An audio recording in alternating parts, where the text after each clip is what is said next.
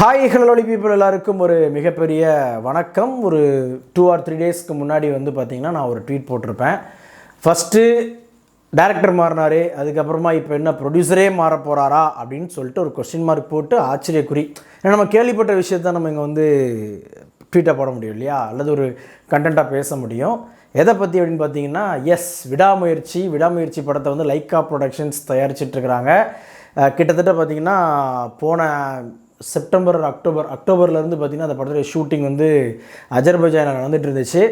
அதுக்கப்புறமா இப்போ வந்து ஒரு பெரிய பிரேக் விட்டுருக்குறாங்க. எதனால் அந்த பிரேக் அப்படின்றது வந்து ஆல்மோஸ்ட் எல்லாருக்குமே தெரிஞ்சிருக்கும். லைக்கா ஒரு தீராத பிரச்சனையில் உட்காந்துட்ருக்காங்க. அதாங்க பணப்பிரச்சனை. ஸோ அதனாலேயே அவங்களுடைய எல்லா விதமான ப்ரொடக்ஷன், அதாவது இப்போ ரீசெண்டாக அவங்க என்னென்ன படங்கள்லாம் ஆரம்பித்தாங்களோ எல்லா படத்தோடைய ஷூட்டிங்குமே வந்து நிப்பாட்டி வச்சுருக்காங்க. வேட்டைன்னு இப்போது போயிட்டுருக்கு, பட் ரொம்ப ஃபுல் ஃப்ளெட்ஜாக போகலை அப்படின்ற மாதிரி நம்ம கேள்விப்பட்டோம். ஸோ ஆக்சுவலாக விடாமுயற்சியோடைய ஃபஸ்ட் இனிஷியல் பிளான் என்னவாக இருந்தது அப்படின்னு சொன்னால், பிப்ரவரி மாதத்தோடு நம்ம அஜித் சாருடைய போர்ஷன்ஸ் கம்ப்ளீட் ஆகி அதுக்கப்புறமா வந்து பார்த்திங்கன்னா மார்ச்சில் வந்து நம்ம அஜித் சார் வந்து தன்னுடைய 63வது குட் பேட் அக்லி அதோடைய ஷூட்டிங் கிளம்புற மாதிரி தான் பிளானில் இருந்தாங்க, கொஞ்சம் பிரேக் எடுத்துகிட்டு. பட் இப்போ வந்து பார்த்திங்க அப்படின்னு சொன்னால் அந்த படத்துடைய ஷூட்டிங்கே வந்து எப்போ ஆரம்பிக்கும் அப்படின்ற ஒரு கரெக்டான ஒரு கிளியர் பிக்சர் இல்லாத காரணத்தினால தான் இப்போ இந்த படத்துடைய, அதாவது குட் பேட் அக்லி படத்துடைய அப்டேட்டை வந்து கொடுக்க வேண்டிய சிச்சுவேஷனில் இருந்தாங்க அப்படின்ற மாதிரி நம்ம கேள்விப்பட்டோம்.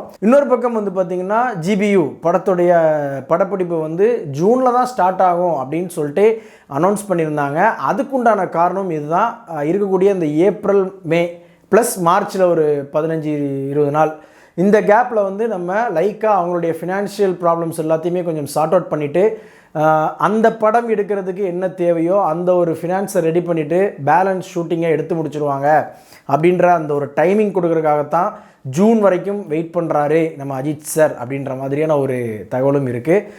இதெல்லாம் ஒரு பக்கம் இருக்கிறப்ப நிறைய பேருடைய பாயிண்ட் என்னவாக இருக்குது அப்படின்னு சொன்னால், இப்போ எலெக்ஷனர் அறிவிச்சிட்டாங்க இல்லையா, இந்த கேப்பில் இப்போதைக்கு உடனடியாக லைக்காவால் வந்து இந்த ஃபினான்ஷியல் ப்ராப்ளம்ஸ்லேருந்துலாம் வெளியே வந்து இந்த படத்துடைய ஷூட்டிங் ஆரம்பிக்க முடியுமா அப்படின்ற கேள்விக்கு வந்து பார்த்திங்கன்னா ஒரு மிகப்பெரிய கொஸ்டின் மார்க் தான் வைக்கிறாங்க. என்ன காரணம் அப்படின்னு சொன்னால், அவங்களே ஏற்கனவே அவங்களுடைய பிஸ்னஸ் எல்லாத்துலேயுமே சேர்ந்து, அதுபோக திரைப்படத்தில் அவங்களுக்கு ஏற்பட்டிருக்கக்கூடிய நஷ்டம், இது எல்லாத்தையுமே சேர்த்து அவங்களால வந்து அந்த ப்ராப்ளம் ஃபினான்ஷியல் கிரைசிஸ்லேருந்து வெளியே வர முடியல. இது போக அவங்களுக்கு சப்போர்ட்டிவாக இருந்தது யார் அப்படின்னு பார்த்தீங்கன்னா நம்ம ரெட் ஜெயின் மூவிஸ் தான்.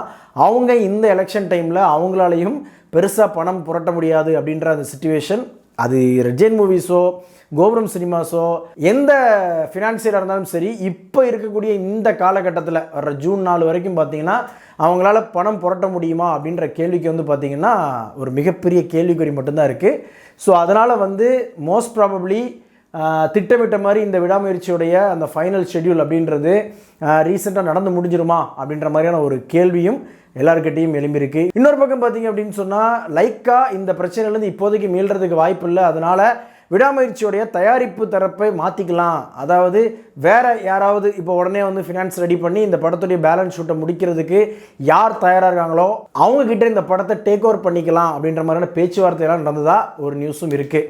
ஸோ எது எப்படியோ லைக்காவை பொறுத்த வரைக்கும் எப்போவுமே அவங்க வந்து ஒரு விஷயத்தில் கால் எடுத்து வச்சுட்டாங்க அப்படின்னு சொன்னால் எப்படியாவது அதில் வந்து தட்டி தூக்கிடணும் அப்படின்றதுல ரொம்ப கண்ணும் கருத்துமாக இருப்பாங்க.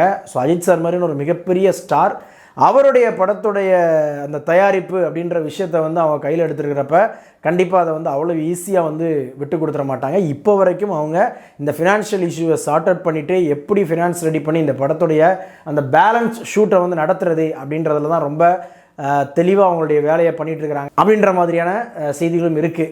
என்னதான் ஒரு பக்கம் பாசிட்டிவாக இந்த மாதிரியான விஷயங்கள் இருந்தாலும் இதுவரைக்கும் அந்த தரப்புலேருந்து, அதாவது லைக்கா தரப்புலேருந்து வரக்கூடிய விஷயங்கள் எல்லாமே என்னவாக இருக்குன்னா முழுக்க நெகட்டிவாக தான் இருந்துகிட்ருக்கு. அதாவது இந்த படத்துடைய ஷூட்டிங்கை நடத்த முடியுமா, அதுவும் குறிப்பாக இந்த எலெக்ஷன் டைமில் முடியுமா அப்படின்ற மாதிரி அவங்க யோசிச்சுட்டு இருக்கிறதாகவும் ஒரு நியூஸ் வந்துட்டுருக்கு. ஸோ ஆக மொத்தத்தில் இந்த கேப்பில் ஏப்ரல் மே இந்த 2 மாதத்துக்குள்ளே விடாமுயற்சி ஷூட் நடந்தது அப்படின்னு சொன்னால் கண்டிப்பாக இந்த வருஷம் எண்டுக்குள்ளே அந்த படத்தை நம்ம திரையில் பார்க்க முடியும்.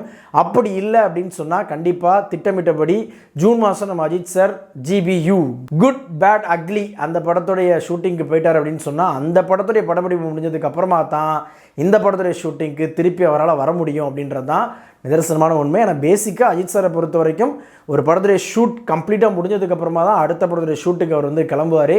ஸோ அந்த வகையில் லைக்காவுக்கு எந்த மாதிரி நம்ம அஜித் சார் தரப்புலேருந்து அந்த ஒரு சப்போர்ட் அப்படின்றது இருக்க போகுது அப்படின்றத பொறுத்திருந்து தான் பார்க்கணும். இப்போதைக்கு விடாமுயற்சியை பொறுத்த வரைக்கும் லைக்காக தான் தயாரிப்பு சைடில் இருக்கிறாங்க. பட் மேபி ஒரு வேளை ஏதாவது நடக்கக்கூடாதான் நடந்துச்சு அப்படின்னு சொன்னால் அது மாறுறதுக்கும் வாய்ப்புகள் இருக்கிறதா ஒரு செய்தியும் இருக்குது மக்களே. ஸோ இதைத்தான் நான் வந்து உங்க கூட ஷேர் பண்ண ஆசைப்பட்டேன். So that's it. வெயிட் பண்ணுவோம். ஒரு பக்கம் விடாமுயற்சி, ஆனால் எந்த நேரத்தில் அந்த படத்துக்கு விடாமுயற்சின்னு டைட்டில் வச்சாங்கன்னு தெரில. பயங்கரமாக முயற்சியாக எடுத்துகிட்டு இருக்கிறாங்க. விக்னேஸ்வரன் அவர்கள் போனார், அதுக்கப்புறமா வந்து பார்த்திங்கன்னா விடாமுயற்சின்னு டைட்டிலோட அனௌன்ஸ் பண்ணாங்க. இதில் வந்து என்னென்னா அஜித் சார் வந்து அந்த பைக் எடுத்துகிட்டு ட்ரிப்பில் கிளம்பினார் இல்லையா, அது வந்து அவரால் தான் இந்த படத்துடைய ஷூட்டிங்லாம் டிலே ஆச்சு அப்படின்ற மாதிரி நிறைய பேர் பேசிகிட்டு இருந்தாங்க.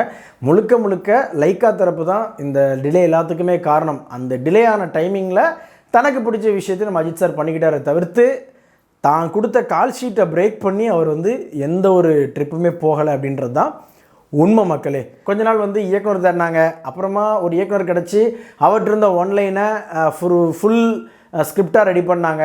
அதுக்கப்புறமா வந்து பார்த்திங்கன்னா அந்த கேப்பில் லைக்காவுக்கு வந்து ஒரு பணப்பிரச்சனை மற்ற பிரச்சனைகள்லாம் கொஞ்சம் வந்துச்சு.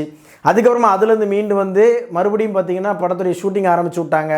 இப்படியே ஒவ்வொரு தடவையும் ஏதாவது ஒரு முட்டுக்கட்டை இந்த படத்துக்கு வந்து இருந்துக்கிட்டே இருக்குது அப்படின்றது தான் உண்மை. ஆனால் பேசிக்காக அஜித் சாரோட படங்கள் எந்த படத்துக்கு வந்து இந்த மாதிரிலாம் முட்டுக்கட்டைகள் நிறைய வருதோ அந்த படம் ரிலீஸ் ஆகிறப்ப, அதாவது பிளான் பண்ண ஒரு டைமாக இருக்கும், ஆனால் வந்து கொஞ்சம் டிலே ஆகி ரிலீஸ் ஆகும். அப்படி ரிலீஸ் ஆகி வர்றப்போ வந்து பார்த்திங்கன்னா அந்த படத்துடைய வெற்றி அப்படின்றது பயங்கரமாக இருந்திருக்கு. இதுக்கு முன்னாடி ரிலீஸ் ஆன அதுக்கு நிறைய படங்கள் உதாரணம். எக்ஸாம்பிள் ஒன்று சொல்லணும் அப்படின்னு சொன்னால் வரலாறு சொல்லலாம் மக்களே. That's it. இதுதான் இப்போதைக்கு நாம் பேசணும் அப்படின்னு நினச்ச விஷயம்.